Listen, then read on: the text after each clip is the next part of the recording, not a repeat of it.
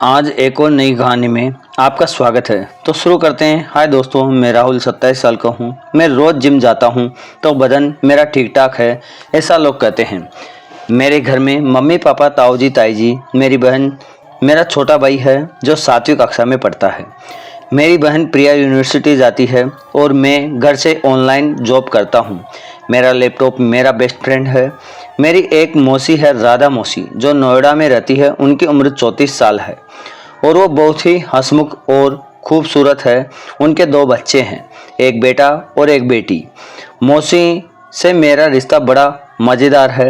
मैं उनसे हमेशा मजाक करता रहता हूँ और वो भी मेरे मजाक को हंसकर टाल देती है। एक बार की बात है, मम्मी और ताई जी को 2 दिन के लिए बाहर जाना था।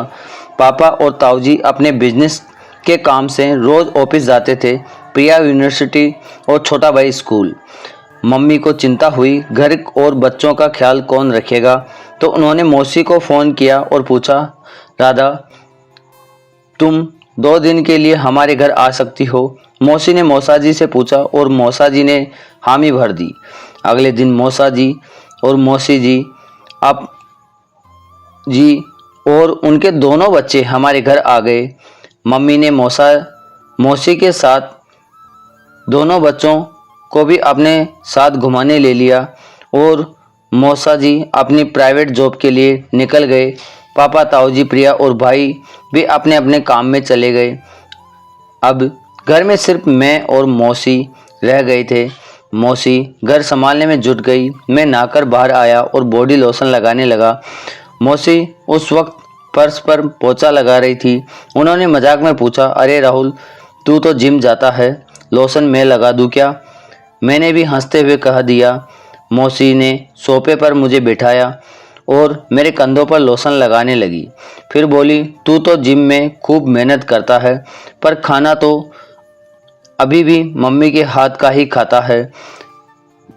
मैं हंस पड़ा और बोला, मौसी, आपका खाना भी तो लाजवाब है, आज बनाओ ना कुछ स्पेशल।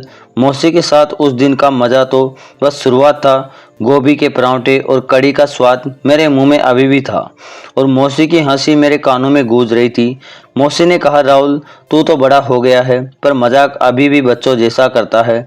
मैंने हंसते हुए जवाब दिया, मौसी, आपके सामने तो मैं हमेशा बच्चा ही रहूँगा। उस शाम मौसी ने घर और चमकाया, रसोई संभाली। मेरे कपड़े जो मैंने इधर उधर बेतरतीब फेंके हुए थे उन्हें ठीक किया और मेरे छोटे भाई का होमवर्क का चेक करने की जिम्मेदारी ले ली। मैंने कहा, मौसी, आप तो सुपर हीरो है, इतना सब कैसे कर लेते हैं? मौसी ने पलट कर कहा, अरे ये तो बस आदत है। तू जिम में वेट उठाता है, मैं घर में सारा काम उठाती हूँ। शाम को जब प्रिया यूनिवर्सिटी से लौटी तो मौसी ने उसे भी अपने मजाक के जाल में फंसा लिया। प्रिया को चिढ़ाते हुए मौसी बोली, प्रिया, राहुल तो कह रहा था कि तू यूनिवर्सिटी में सिर्फ मस्ती करती है, पढ़ाई तो बस नाम की है। प्रिया ने तुरंत मेरी तरफ गुस्से से देखा और बोली, भैया, आपने मौसी से मेरी शिकायत की? मैंने हंसते हुए हाथ उठा लिए। अरे मैंने तो कुछ नहीं कहा, मौसी तो बस मजाक कर रही है। उस रात मौसी ने हमारे लिए बादाम का हलवा बनाया। मैंने मज़े लेते हुए कहा, मौसी, अगर आप रोज़ यहाँ रहने लगी तो मैं जिम छोड़ दूँगा, क्योंकि आपका खाना खाकर तो मैं मोटा हो जाऊँगा। मौसी ने हंसकर मेरा सिर पर हल्का सा थप्पड़ मारा और बोली, चल खाना खा और चुप रह, मोटा होने से पहले तेरा दिमाग हल्का हो जाएगा। अगले दिन सुबह मौसी ने मुझे जगाया। मैं तो अपनी नींद में मस्त था, लेकिन मौसी ने मेरे कमरे में आकर पर्दे खींच दिए और बोली, उठ, जिम जाना है, जाने वाला हीरो, सूरज डूबने से पहले कुछ काम भी कर ले।